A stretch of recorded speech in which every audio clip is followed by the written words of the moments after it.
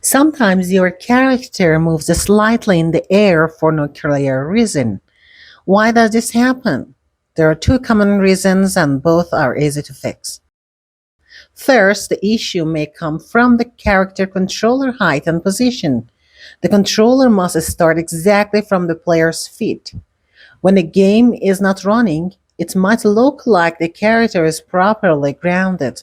But if you look closely, you'll notice that almost half of the character controller is actually below the ground. When the game starts, Unity pushes the controller upward to resolve the collision, and as a result, the character itself moves upward and appears to float. To fix this, make sure the bottom of the character controller is placed precisely at the player's feet, not inside the ground. Second, in your movement script, you may apply gravity manually to the player. If the gravity is not applied, the character controller will not naturally fall to the ground.